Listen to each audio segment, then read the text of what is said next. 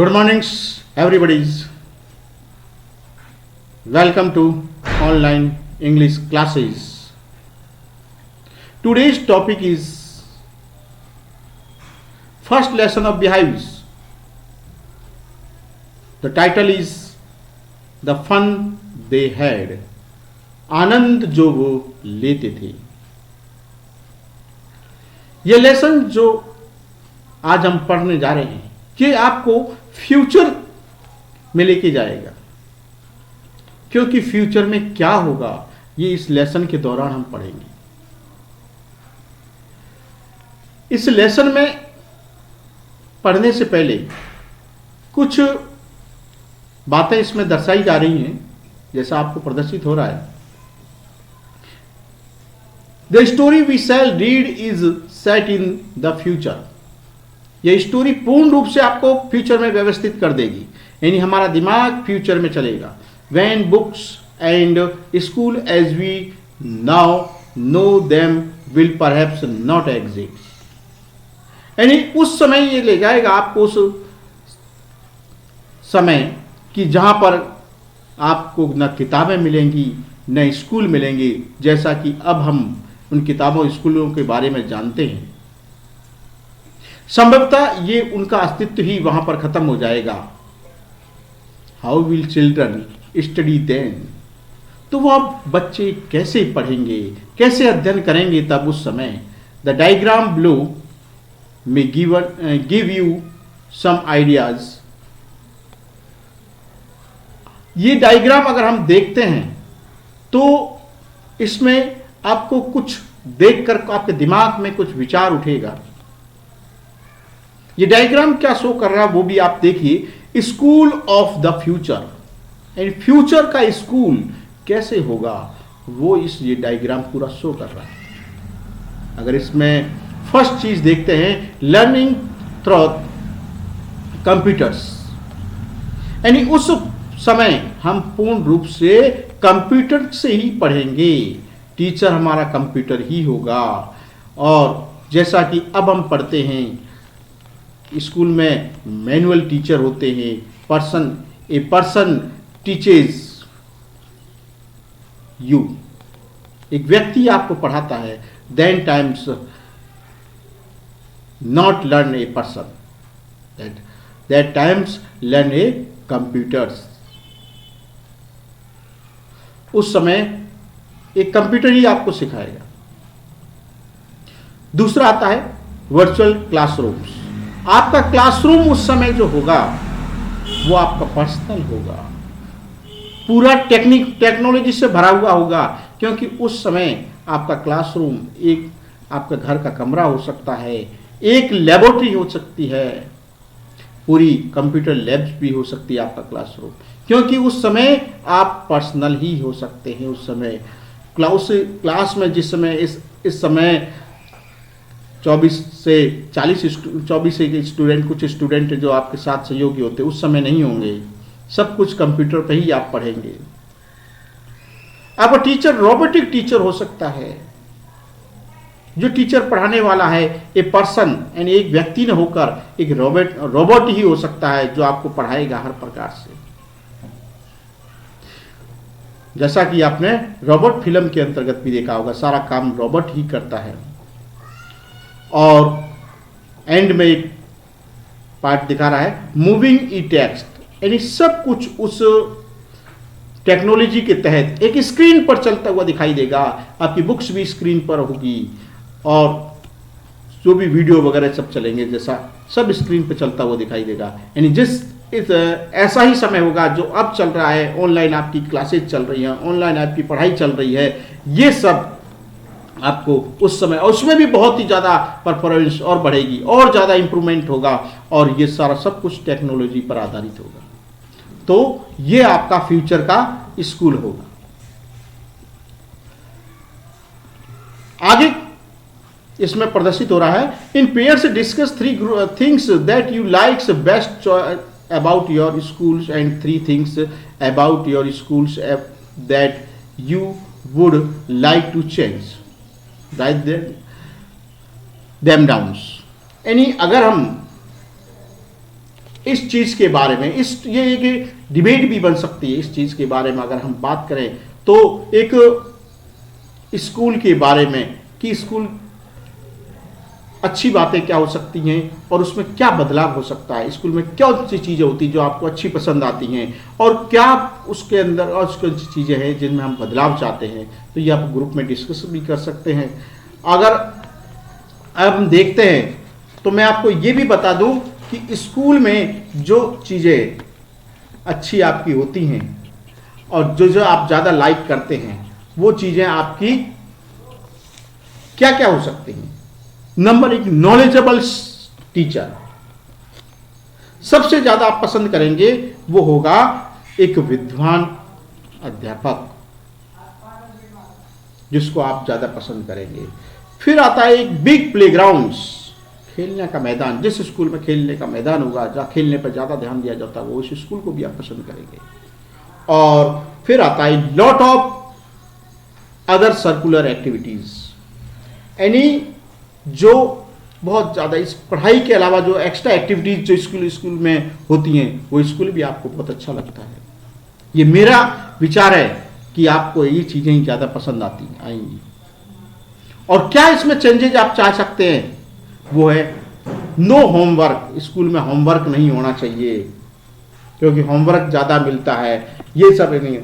And more time to games and sports, अधिक से अधिक समय देना स्पोर्ट्स को, गेम्स को, ये सबसे ज्यादा आप इसमें बदलाव चाहेंगे। पढ़ाई में कम, खेल में ज्यादा देना। और use of computer labs for all equally, सभी को बराबर रूप से प्रत्येक के पास कंप्यूटर सेट होना चाहिए, ये भी आपको, और ज्यादा से ज्यादा समय कंप्यूटर पर मिलना चाहिए, ये भी आपको, यानी इसमें भी आप चेंजेस चाहेंगे। Have you ever reads words on a television or a computer screens? क्या आपने कभी टेलीविजन और कंप्यूटर स्क्रीन पर शब्दों को पढ़ा है? Can you imagine a times when all books will be on computers? क्या आपने कभी कल्पना की कि वो समय जब सारी किताबें कंप्यूटर पर होंगी, and there will be no books printed on paper, और ऐसा समय जहां पर बुक्स जो है वो प्रिंटेड नहीं मिलेंगी, इस कागज पे जो प्रिंट होती है आपको ऐसी बुक्स मिलती है, ये बुक्स भी उस समय नहीं मिलेगी। Would you like such books better? क्या ऐसी किताबें आप पसंद करेंगे? तो इस लेसन को अब हम पढ़ने से पहले ये जांच लेते हैं इस लेसन के अंतर्गत क्या कैरेक्टर्स है, कौन कौन से कैरेक्टर हैं, कौन कौन से पात्र हैं, क्योंकि ये भी एक प्रकार का प्लेज है। तो इसके अंतर्गत जो पार्ट है, जो इस कहानी को आप पढ़ेंगे तो ये फ्यूचर की ओर ले जाएगा। आज से 150 साल बाद क्या होगा, ऐसा इसके अंदर प्रदर्शित होगा। तो इसमें कौन कौन से पार्ट्स हैं वो हम देखते हैं। सबसे पहले है Margie. Margie is a girl of 11। Margie एक 11 साल की लड़की है। She writes about the story on 17 May 2157। वह एक कहानी लिखती है 17 मई 2157 को। अंदाज लगा लीजिए आज 21वीं सदी चल रही है, आज 2021 चल रहा है। आज से 150 साल बाद क्या स्कूल होगा, उस टाइम में अब हम चलेंगे इस लेसन के अंतर्गत। उस टाइम में हम देखेंगे कि पढ़ेंगे कि क्या क्या उस समय मिलेगा। दूसरा पात्र है Tommy. Tommy is a boys of 13। Tommy जो है 13 साल का एक लड़का है। He finds A real books, और वो एक वास्तविक पुस्तक प्राप्त करता है। ही शोज इज टू मार्जी, और वो उस मार्जी को दिखाता है कि उस पुस्तक में क्या है। Mrs Jones is mother of Margie. Mrs John जो है मार्जी की मां है। चौथा है मैकेनिकल टीचर, यानी जो यांत्रिक अध्यापक जो है। तो यांत्रिक अध्यापक कौन हो सकता है? Here computer is a teacher that the teaches the kids. यहां पर जो मैकेनिकल टीचर है वो कंप्यूटर है जो कि बच्चों को पढ़ाता है। एंड और पांचवा जो इसके अंतर्गत जो आपको प्रदर्शित होगा वो है county inspector. County inspector is a mechanic of computer. County inspector जो है कंप्यूटर को सुधारने वाला है, कंप्यूटर का मैकेनिक है। Who repairs the mechanical teacher, जो कि मैकेनिकल टीचर को रिपेयर करता है।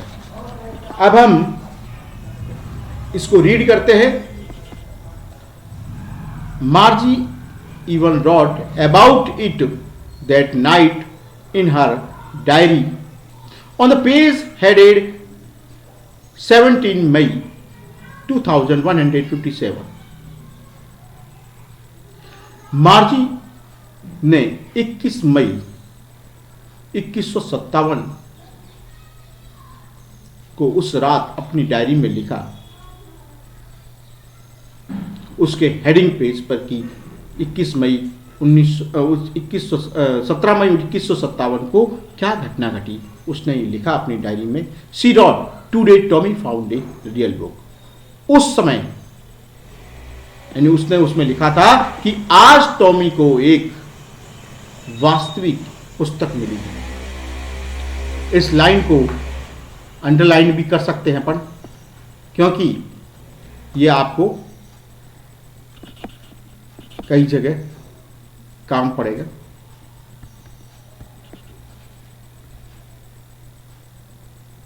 इसको अंडरलाइन कर लें।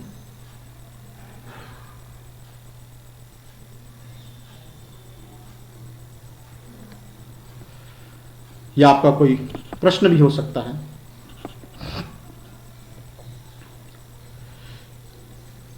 It was a very old book. यह बहुत ही पुरानी पुस्तक थी।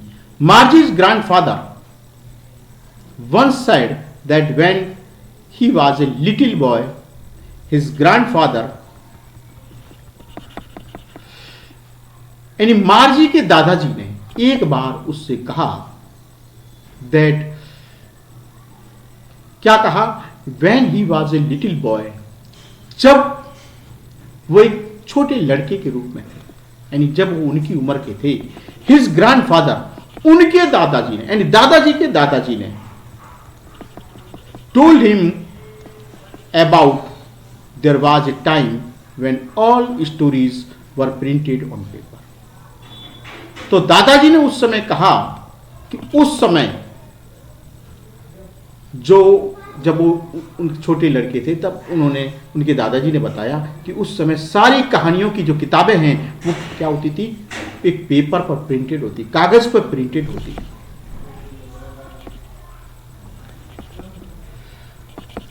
They turned the pages which were yellow and crinkly। इस क्रिंकली शब्द को अपन देखेंगे। क्रिंकली माने होता, देखो इस साइड में आपको प्रदर्शित होता विद मेनी फोल्ड्स और लाइन्स, यानी क्रिंकली में तुड़ा मुड़ा, सलवटें युक्त। उस समय जब उनको किताब प्राप्त हुई, किताब उसने टॉमी ने पाई, तो उन्होंने उस पेज को पलटा तो देखा कि वो पेज पुराने हो चुके थे, पीले पड़ चुके थे। जैसा कि अपने पास जो पुस्तकें हैं, अपन पुरानी पुस्तकें कोई हाथ में आती है, पुरानी कोई किताब हाथ में आती है घर में रखी हुई, तो उसको देखते हैं कि उसमें कई पेज बिल्कुल पुराने हो जाते हैं। हाथ में लेते हैं तो वो हो सकता है वो पेज हाथ में ही आ जाए। ऐसा ही वो सिल्वटो युक्त बहुत ही तोड़ा मोड़ा पेपर उस किताब का था। And it was awfully. तो ये अवेफुलिस का मतलब होता है वेरी, अत्यधिक।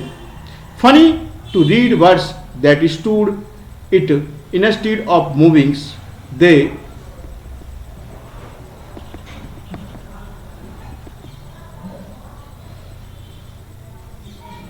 moving the way they were supposed to on a screen, you know। यानी उस समय उनको उस किताब के शब्दों को पढ़ना उनको अत्यधिक बहुत ही आनंदित लगा, यानी अजीब सी एक चीज लगी। क्योंकि अभी तक वो क्या कर रहे थे, वो केवल स्क्रीन पर शब्दों को पढ़ते थे, जो तुम जानते हो। And then when they turn it back to the page before, और जब उन्होंने उस पेज को पलटा उसको, तो उन्होंने देखा it had the same words on it that it had when they read it the first time. यानी पीछे जब उन्होंने पलटा तो वैसे वही शब्द वहां पर दिखाई दिए, क्योंकि वो पीछे प्रिंटेड हो चुके थे। जैसा कि आप कभी किसी पेपर पर डार्क पेन से लिखते हैं, वो पीछे उभर जाता है, तो ऐसा ही उस समय उनके साथ भी हुआ। यानी जो उन्होंने पहले पढ़ा था वो कब वो पीछे उभर कर आ गया।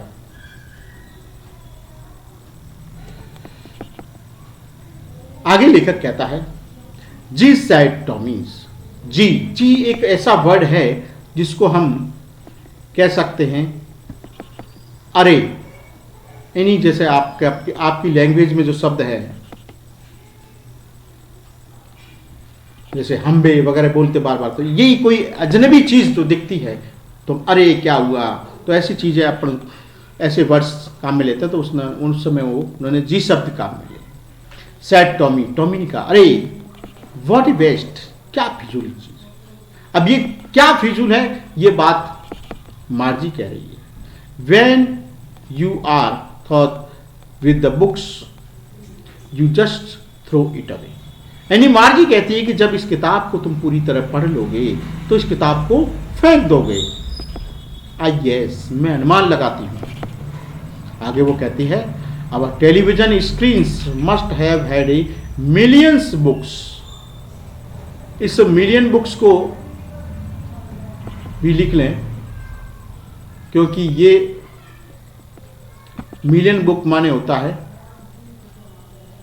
10 लाख, बिलियन माने होता है करोड़। तो इस मिलियन को भी आप नोट कर लें। आप एक कॉपी लेके बैठे, किताब भी अगर इसमें स्पष्ट नजर नहीं आता तो किताब भी लेके बैठे और उसमें लिखते रहे, चाहे किताब में मीनिंग लिखें या अपनी कॉपी में लिखें, क्योंकि मीनिंग आपको जब प्रश्नों के उत्तर लिखेंगे जब आपको सब समझ में आएगा।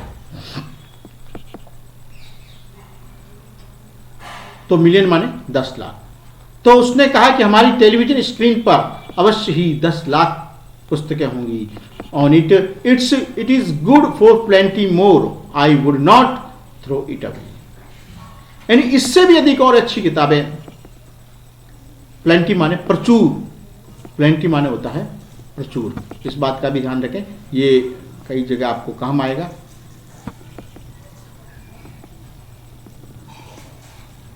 Plenty,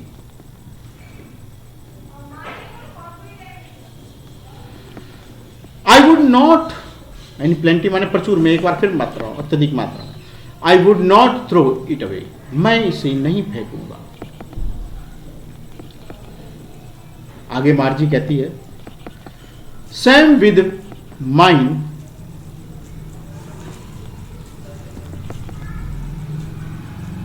sad Margie. मार्जी कहती है मेरा भी यही विचार है। सी वॉज 11, मार्जी 11 साल की है, and had not even not seen as many telebooks as Tommy had. यानी वो 11 साल की है, उसने इतनी टेलीबुक्स नहीं देखी हैं जितनी टॉमी ने देखी है, क्योंकि टॉमी जो थे ही वाज 13, टॉमी 13 साल का था। सी सैड, वह कहती है where did you find it, तुमने इसे कहां पाया। तो टॉमी कहता है इन माई हाउस, मैंने अपने घर के अंदर पाया। ही पॉइंटेड, पॉइंटेड मैंने इशारा किया, विदाउट लुकिंग्स, उसको बिना देखे उसने इशारा किया।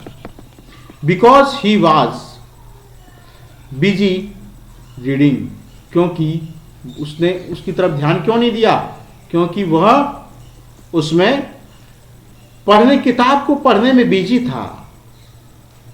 इन द एटिक्स, एटिक कहते हैं अपन अटारी को, अटारी माने बालकनी, बालकनी माने छज्जा। तो इस अटारी के ऊपर, बालकनी के ऊपर बैठकर वो पढ़ रहा। व्हाट इज अबाउट इट, किसके बारे में किताब, क्योंकि इसको प्रश्न को ये भी कह सकते हैं what's right about in it about things in this books. तो वो मार्जी पूछती है कि किताब किसके बारे में है, तो वो कहता है स्कूल के बारे में। किताब किसके बारे में? स्कूल के बारे में। अब जैसे ही वो स्कूल के बारे में सुनती है, मार्जी को झटका सा लगता है। मार्जी वाज स्कॉर्नफुल। स्कॉर्नफुल माने होता है घृणास्पद, बहुत ही ज्यादा घृणा। कॉन्टेम्प्यूट से सोविंग से you think something is worthless, यानी जिस चीज को लोग चाहते हैं उससे आपको एलर्जी हो, घृणा, उसको कहते हैं। तो मार्जी को स्कूल के नाम से बहुत ज्यादा घृणा थी। What is there to write about school? School के बारे में क्या लिखा है?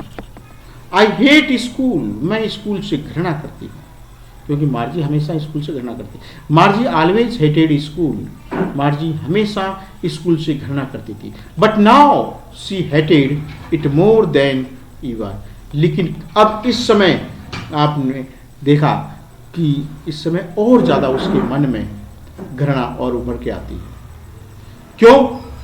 क्यों आती है उसका भी रीजन आप देखिए आगे। द मैकेनिकल जो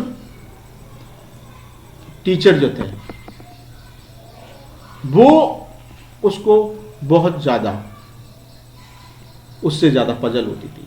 the mechanical teacher had been giving her test after test in geography, यानी ज्योग्राफी माने भूगोल। यांत्रिक जो अध्यापक जो था वो उसको टेस्ट, बार बार टेस्ट पे टेस्ट लिए जाता था। आप भी बहुत ज्यादा परेशान हो जाएंगे जब आपके भी टेस्ट से लगातार टेस्ट लेते रहेंगे। तो वो मार्जी का जो मैकेनिकल टीचर है वो बहुत ज्यादा टेस्ट लेता था, और ज्योग्राफी के अंतर्गत उस समय वो उसका लेसन चल रहा था तो वो ज्यादा टेस्ट दे रही थी, तो जिससे उसको मार्जी को उस टीचर से भी घृणा थी और स्कूल के नाम से घृणा थी। क्योंकि उस समय ऐसा स्कूल नहीं था जैसा अपन ये पढ़ रहे थे, चलो यार दोस्तों से बात के लिए, क्योंकि उस समय स्कूल तो ऐसा होगा कि जैसा कि आपका घर पे कोई टीचर ट्यूशन पढ़ाने आता है, पढ़ना भी आपको ही है, पिटना भी आपको ही है, और पूछेंगे तो बताना भी आपको ही है। क्लास में तो आप नहीं भी बताएंगे, कोई दूसरा बताएगा, लेकिन आपको ही बताना है, डांट भी आपको ही खानी है। तो इस कारण से मार्जी को बहुत ज्यादा उससे एलर्जी हुई। She had been doing worse and worse, worse माने बुरा, बुरे से भी बुरा, यानी वो ऐसा लगातार बद से बदतर होती जा रही थी, क्योंकि वो बार बार उसको होमवर्क करना, पढ़ना और उसको टेस्ट देना ये अच्छा नहीं लगता था। Until her mother had second माने सिर हिलाना, सिर हिलाना नहीं, हिलाना, सिर हिलाना तो मैंने वैसे बोल दिया क्योंकि इसमें आगे हेड लिखा हुआ। तो जब तक उसे ये उसके साथ बुरी से बुरी ये कार्य व्यवहार होता रहा, जब तक उसकी मां ने सेकंड हर हेड सोरोफुली यानी दुखपूर्वक, उस दुखी भाव से उसकी मां ने वो सिर नहीं हिलाया, क्योंकि उसकी मां, तुम्हारे मम्मी पापा टीचिंग के लिए, रीडिंग के लिए बहुत ज़्यादा प्रेशर डालते होंगे, तो ये इसी प्रकार उसकी माँ भी उसको बहुत ज़्यादा प्रेशर में रखती थी। तो उसके डर के कारण वो स्कूल में ही बैठी रहती थी कंप्यूटर के आगे। तो दुखी होकर उसकी माँ ने सिर नहीं हिलाया and sent for county inspector. Sent for ये जो शब्द है, it is phrasal verb. Phrasal verb वे होती है कि जिसके पीछे कोई प्रीपोजिशन लग जाए और उसका अर्थ चेंज कर दे, वो फ्रेजल वर्ब हो जाती है। जैसे सेंट माने भेजना होता है, लेकिन यह सेंट फॉर बुलावा भेजना, इसका अर्थ हो जाएगा बुलावा भेजना। तो जब तक उसने काउंटी इंस्पेक्टर जो किसका मैकेनिकल टीचर को चेक करेगा। उस टीचर को जब तक बुलावा नहीं भेजा तब तक उसके मन में घृणा होती रही। तो आपने अब तक जो ये पढ़ा, इसमें से कुछ क्वेश्चन भी देखते हैं जो अपन ने अभी कुछ अंडरलाइन भी जैसे की थी। जैसे पहला ये था, हाउ ओल्ड मार्जी एंड टॉमी। तो ये तो अपन ने वो लाइन पढ़ी थी कि मार्जी जो है उसकी उम्र कितनी थी। ये देखिए, इस समय उसकी उम्र थी, सी वाज 11। मार्जी जो थी वो 11 की थी। एंड टॉमी की जो है, ही वाज 13। टॉमी क्या था? 13 साल। What मार्जी right in her diary. मार्जी ने डायरी के अंदर क्या लिखा? ये आपके टेक्सुअल क्वेश्चन है, आप किताब में देख सकते हैं। पहला दूसरा क्वेश्चन मैं आपको बता रहा हूं। देखिए, अब मार्जी ने डायरी के अंदर क्या लिखा? जो फर्स्ट लाइन थी वही मार्जी ने डायरी के अंदर लिखा, Margie even wrote about it that night in her diary on the page headed 17 May 2157। She wrote today. अब ये मार्जी ने ये लिखा था, today Tommy found a real books. ये अपन ने पूरा लिखा, लेकिन आपका मेन आंसर ये है, today Tommy found a real books. आज टॉमी को एक वास्तविक पुस्तक मिली। तो और भी हम आगे इन क्वेश्चन को हल करते रहेंगे, जो इम्पोर्टेंट क्वेश्चन होंगे। या आप 2 इम्पोर्टेंट क्वेश्चन लगे तो मैंने आपको बता दिए। आप इस लेसन को और ही बारीक गहनतापूर्वक अध्ययन करें, डीपली से उसको स्टडी करें, और आप स्टडी करेंगे, इसमें से क्वेश्चन और ढूंढें, और उन क्वेश्चनों के अंडरलाइन, और भी आपको अच्छा कोई लगे लाइन तो उसको भी अंडरलाइन करें। वैसे मैंने इंपॉर्टेंट लाइन आपको अंडरलाइन करा दी है, और जो भी मैंने वर्ड्स आपको बताए हैं ये आपको कहीं ना कहीं राइटिंग्स में काम आएंगे, और आप इनको हार्ड वर्ड्स को नोट करके रखें। अगला जो हमारा आगे का जो इसका लेसन है वो हम अगली क्लास में पढ़ेंगे, अगले सेशन में। तो आज के लिए इतना ही काफ़ी है। That's all. Good bye.